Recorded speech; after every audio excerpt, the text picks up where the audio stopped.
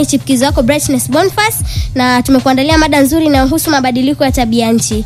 Tutaweza kuangazia juu ya mabadiliko ya tabia nchi katika mazingira yetu.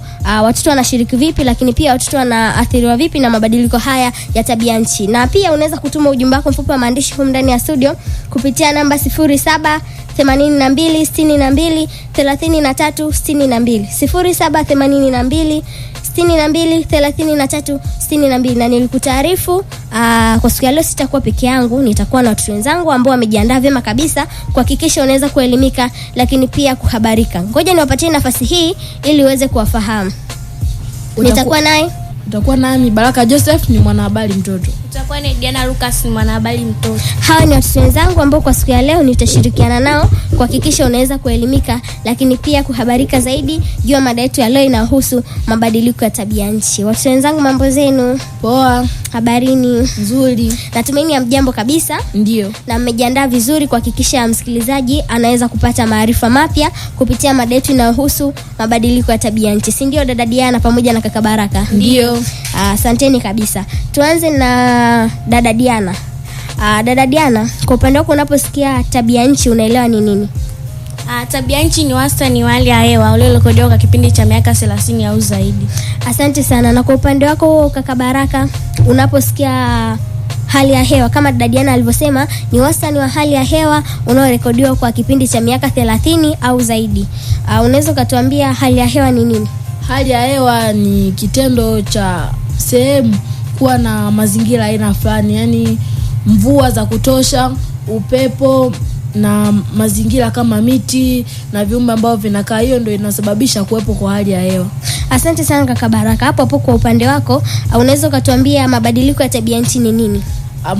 Mabadiliko ya tabia nchi ni wastani wa kupima vipengele vya hali ya hewa unaorekodiwa kwa muda mrefu kuanzia miaka 30 na kuendelea. Na mabadiliko hayo huwa na athari kwenye mazingira, na mabadiliko hayo pia hutokana na shughuli za kibinadamu au shughuli za asili pia. Asante sana kaka Baraka. Hapo pia tunaweza tukasema mabadiliko ya tabia nchi ni mabadiliko ya wastani wa hali ya hewa yanaweza kutokea katika eneo fulani, yawezekana ni mkoa, nchi au bara, ambayo hurekodiwa kwa kipindi cha miaka 30 au zaidi. Dada Diana, kwa upande wako una uelewa tofauti na huu ambao ametoka kaka Baraka?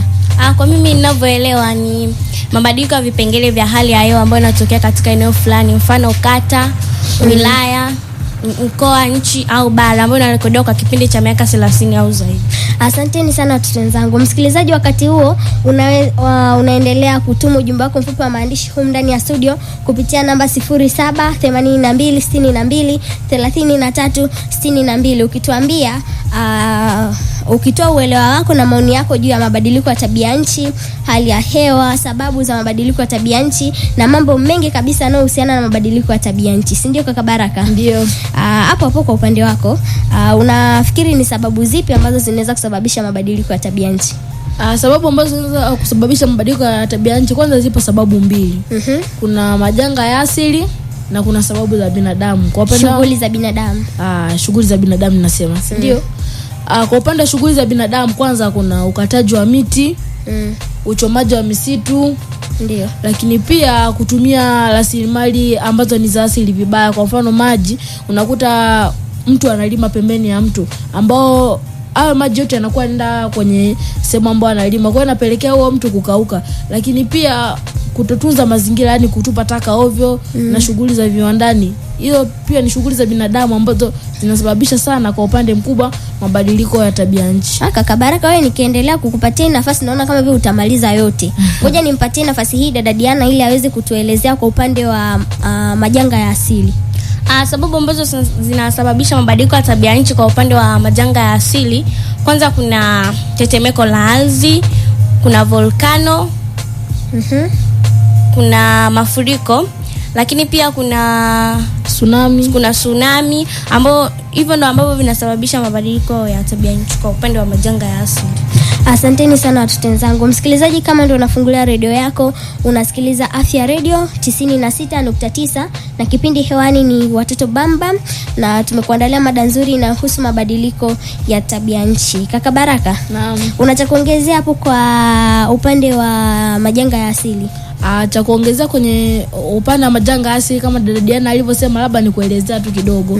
Kwa mfano mabadiliko ya tabia nchi yakitokea kutokana na tsunami tunasema, ile tsunami labda imeenda imeharibu vitu vya watu, kwa hiyo inaweza ikapelekea miundombinu kwa dhoofu na ikasababisha rasilimali za watu kupotea au kusababisha mabadiliko ya tabia nchi. Ndio. Asante sana.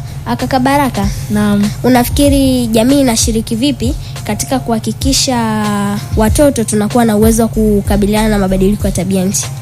Jamii pia na serikali kwa ujumla vinashirikiana na kusaidia watoto kuwa na uelewa mkubwa. Kwa mfano kutolewa kwa vitabu ambao vinaelimisha watoto kuhusiana na mabadiliko ya tabia nchi, lakini ambapo vinafanyika vikao kwenye jamii, labda kikao cha labda vikao vya jamii kuhusiana na ujenzi wa sehemu fulani, wanashirikishwa watoto, lakini pia kuna kuwepo na elimu ambayo inatolewa kwa watoto kuhusiana na mabadiliko ya tabia nchi. Lakini kuna baadhi ya sehemu pia wanajamii huwa wanatenga siku maalum, labda mara moja kwa mwezi, mara moja kwa wiki, kuhakikisha wanasafisha mazingira yao kwenye sehemu zote.